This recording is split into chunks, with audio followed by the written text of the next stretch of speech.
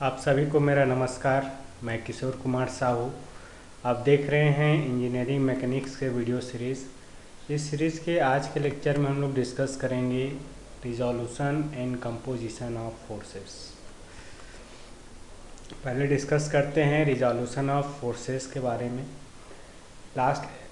First lecture में हमने discuss किया हुआ था कि रिजोल्यूशन ऑफ फोर्स क्या होता है। इस लेक्चर में हम रिजोल्यूशन ऑफ फोर्स को डिटेल में स्टडी करेंगे कि रिजोल्यूशन ऑफ फोर्सेस होता क्या है। ठीक है। The process of splitting up of forces along two mutually perpendicular directions, generally in x and y axis, without changing its effects on the body is called resolution of forces। ठीक है। देखिए, आपको diagram में दिखाई दे रहा है कुत्ता है जिसको हमने एक चैन से बांधा हुआ है। कुत्ते क्या है, स्टेशनरी पोजीशन पे है, बैठा हुआ है, हम उसको चैन से खींच रहे हैं, है ना। तो चैन के थ्रू कुत्ते में एक फोर्स अप्लाई हो रहा है इस डायरेक्शन में। ठीक है। अब ये जो भी फोर्स होगा हम उसको अलग तरीके से भी अप्लाई कर सकते हैं। जैसे इस कुत्ते में मैंने दो चैन बांध दिया है, एक चैन हॉरिजॉन्टल डायरेक्शन से हम खींच रहे हैं और दूसरे चैन को उसको वर्टिकल अपवर्ड डायरेक्शन से खींच रहे हैं। अब यहाँ पे दोनों चीज़ें में क्या कॉमन है, देखिए पहले जो एक चैन से हम खींच रहे थे वहाँ पे जो इफ़ेक्ट था फोर्स का या जितना भी फोर्स लग रहा था उस कुत्ते में, और यहाँ पे दो चैन से हम जो फोर्स लगाए हैं दोनों का इफ़ेक्ट जो है दोनों इस कुत्ते में एक समान रहेगा। मतलब पहले एक फोर्स लगा के जो काम करते थे अब दो फोर्स लगा के हमने काम किया। ठीक है। तो पहले जो फोर्स लग रहा था एक कॉमन फोर्स, ठीक है, उसको हमने दो भागों में बांट दिया, ऐसा बोल सकते हैं। एक हॉरिजॉन्टल डायरेक्शन में हमने बांट दिया और दूसरा वर्टिकल डायरेक्शन में।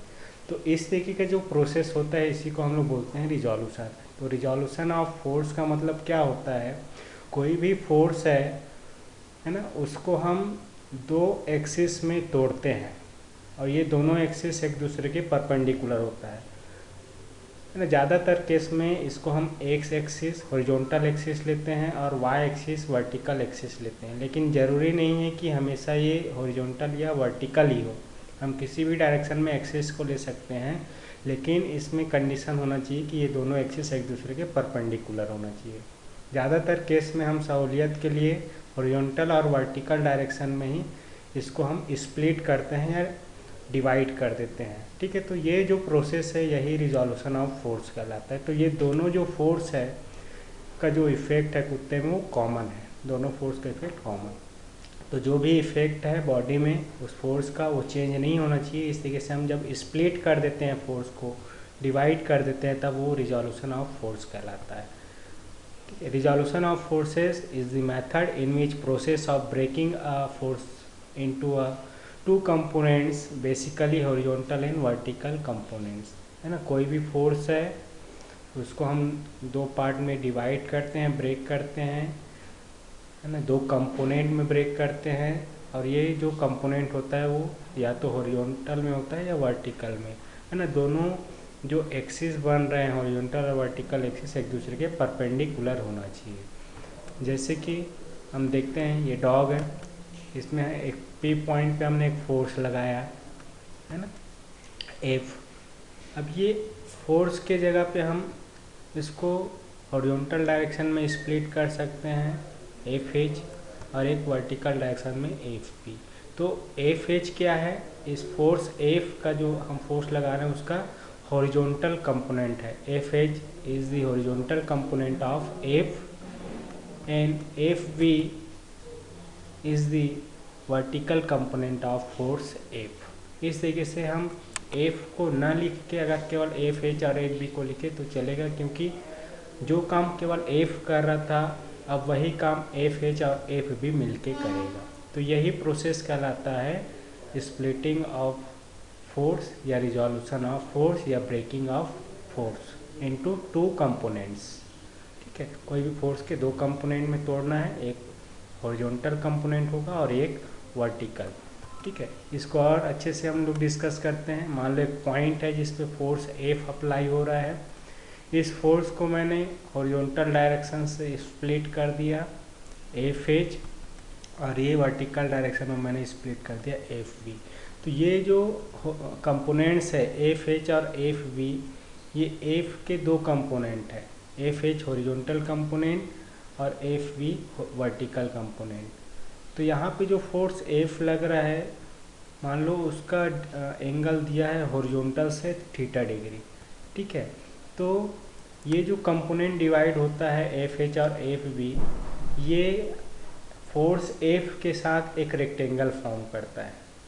तो बेसिकली जो कंपोनेंट होते हैं किसी भी फोर्स का, वो एक रेक्टेंगुलर कंपोनेंट होता है। याद रखिए, रेक्टेंगल कंपोनेंट में ही उसको रिजॉल्व किया जाता है किसी भी फोर्स को। जब आप रिजॉल्व करते हैं फोर्स को तो एक रेक्टेंगल फॉर्म होता है, इसलिए हॉरिजॉन्टल और वर्टिकल फोर्स जो होता है उसको हम rectangle component of the force कहते हैं, ठीक है। जैसे यहाँ पे एक रेक्टेंगल पी बी ए सी फॉर्म हुआ है, ठीक है। अब यहाँ पे एफ एच और एफ बी जो है, इसका वैल्यू क्या होगा ये हम कैलकुलेट करेंगे। तो F H is horizontal component of force F, F B is vertical component of force F, and theta is the angle of force F from the horizontal. याद रखिए, ये जो थीटा एंगल दिया है वो जो फोर्स है एफ, उसका डायरेक्शन को शो कर रहा है, हॉरिजॉन्टल से इतने एंगल पे वो लग रहा है।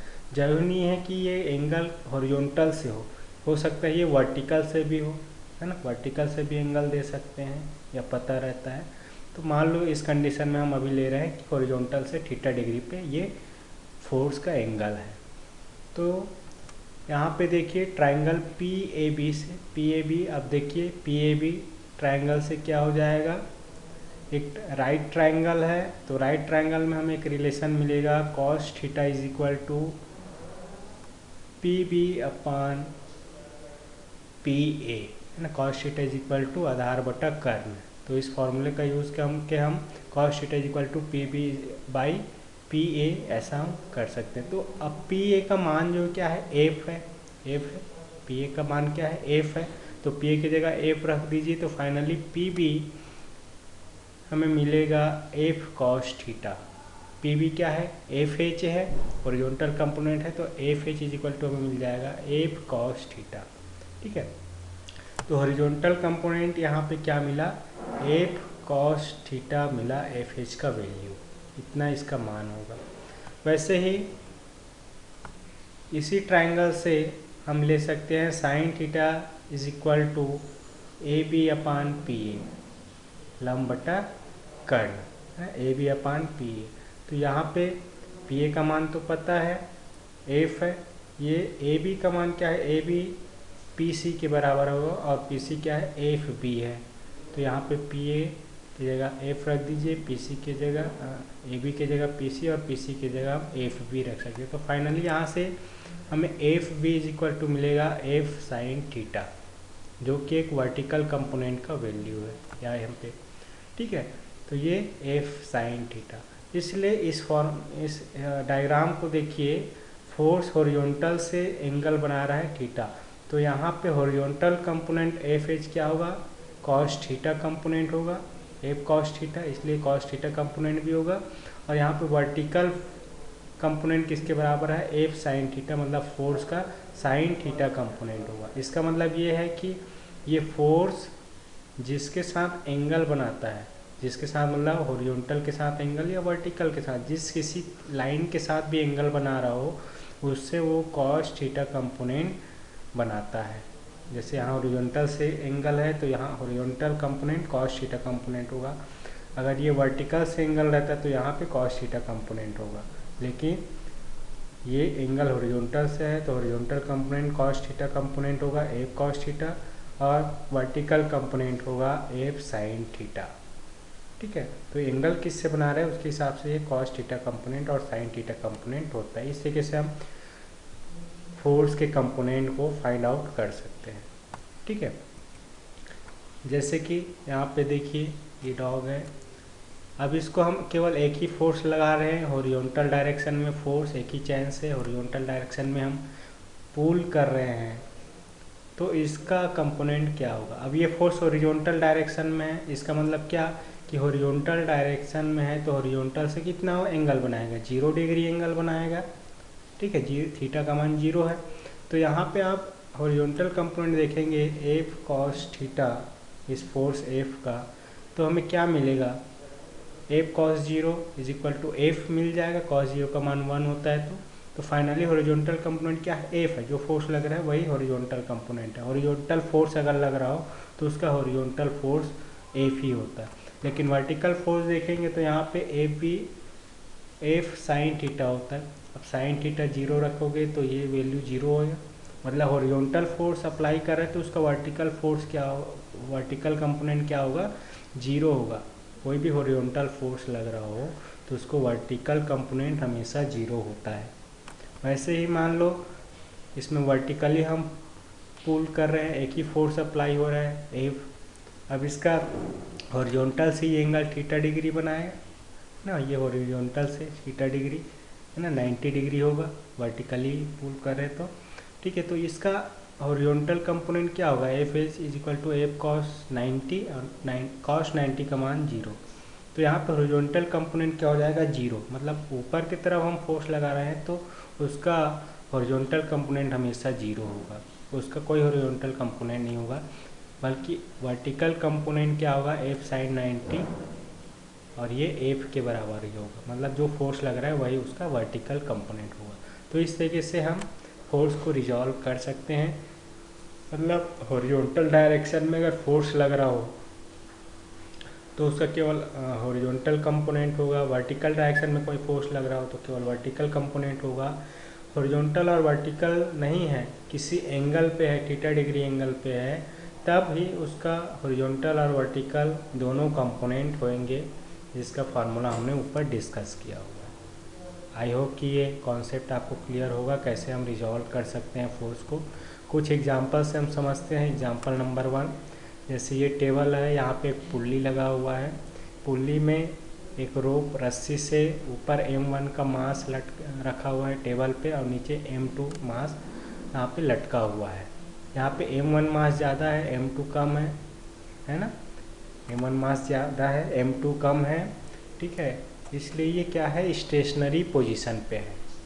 अब ये जो m1 मास का जो ऑब्जेक्ट है वहाँ पे P फोर्स अप्लाई कर रहे हैं थीटा डिग्री पे, ठीक है, देखिए डायग्राम में इस तरीके से P फोर्स हम अप्लाई कर रहे हैं, ठीक है।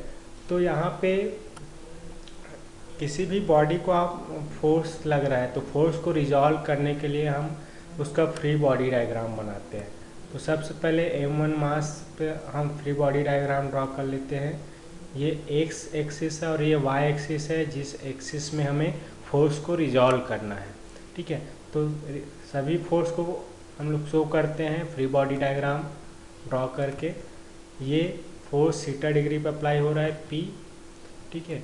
यहाँ पे जो रस्सी है उस पर टेंशन आएगा T लेफ्ट साइड में, और वर्टिकल इस जो बॉडी का जो मास है उसके कारण नीचे वेट इसका लगेगा W1 is equal to m1g, downward act करेगा, और इस वेट के कारण उसका रिएक्शन फोर्स ऊपर की तरफ लगेगा, रिएक्शन फोर्स R या नॉर्मल N भी लिख सकते हैं, R की जगह आपने N लिख लीजिए, ठीक है।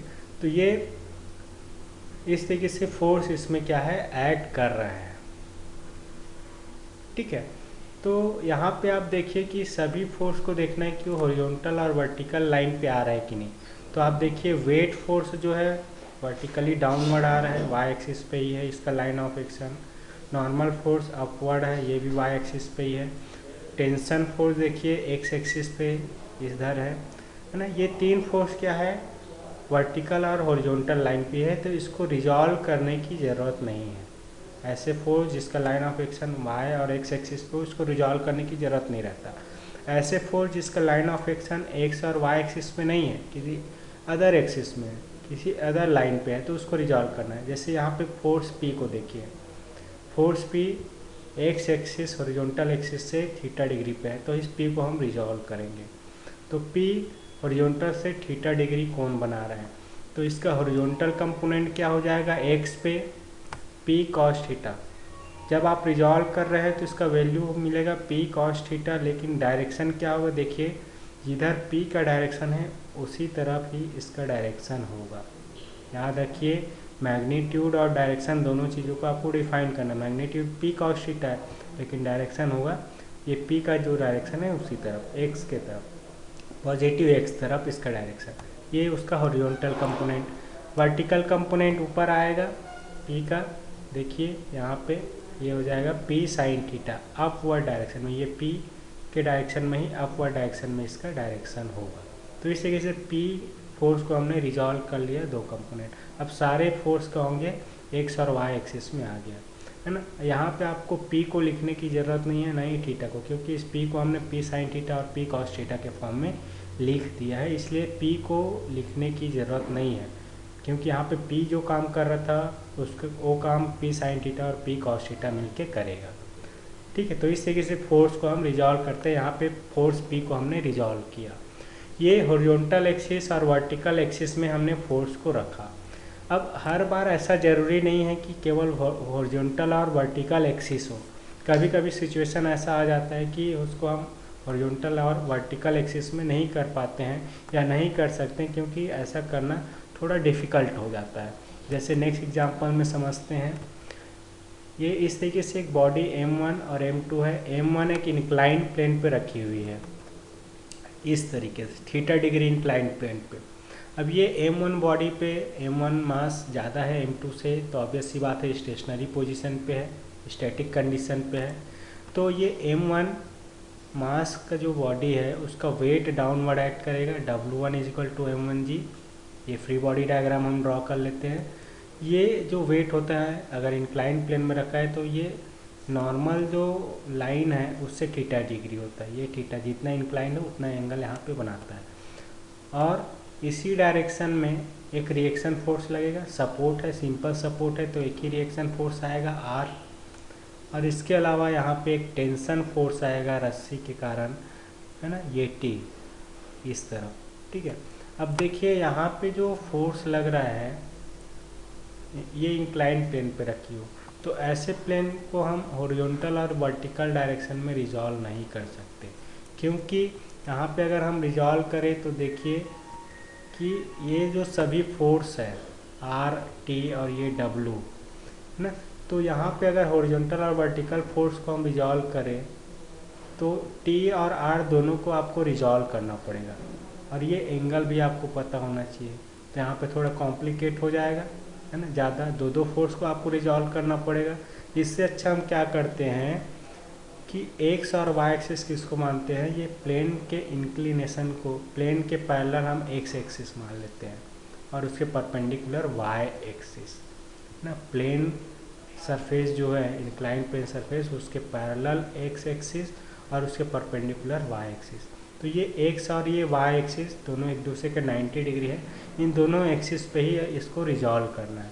तो ऐसा करने से क्या होगा, देखिए R और T एक्सिस पे ही आ रहा है तो इसको रिजॉल्व करने की ज़रूरत नहीं है, केवल W को हमें रिजॉल्व करना पड़ेगा, तो ये आसान हो जाएगा। इसलिए हॉरिजॉन्टल और वर्टिकल लेना ज़रूरी नहीं है ना, सिचुएशन के हिसाब से हम एक्सिस को चेंज कर सकते हैं हमारे सहूलियत के हिसाब से। तो हमने इस बार एक्सिस एक्स और वाई को कैसा मान लिया, थोड़ा अलग तरीके से मान लिया, लेकिन दोनों एक्सिस एक दूसरे के 90 डिग्री होना चाहिए।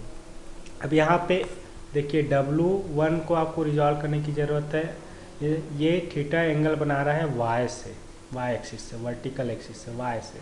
तो यहाँ पे कॉस थीटा कंपोनेंट इस लाइन पे होगा, ये W1 कॉस थीटा जिससे एंगल बना रहे हैं उससे कॉस थीटा कंपोनेंट बनेगा। W1 कॉस थीटा और डायरेक्शन डाउनवर्ड है तो डाउनवर्ड रहेगा। वैसे ही एक्स एक्सिस पे horizontal component W1 sine theta, ये डायरेक्शन W के हिसाब से पॉजिटिव x के तरफ होगा। तो इस तरीके से हमने W को रिजॉल्व कर लिया। इस तरीके से x और y में सारे फोर्स जो है आ गए। अब इसको हम आसानी से सॉल्व कर सकते हैं। तो इस तरीके से फोर्स को हम किसी दो एक्सिस के एलॉन्ग में क्या करते हैं, रिजॉल्व करते हैं। ये दोनों एक्सिस एक दूसरे के परपेंडिकुलर होना चाहिए, है ना।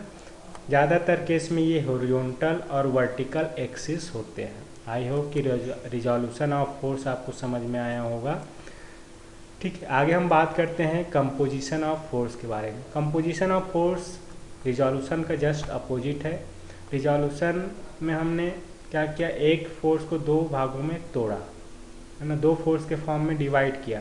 अब क्या होता है कंपोजिशन में, हम दो फोर्स को एक सिंगल फोर्स में कन्वर्ट करते हैं। तो composition of force is the method in which we are finding out the resultant force of number of forces acting simultaneously on the body.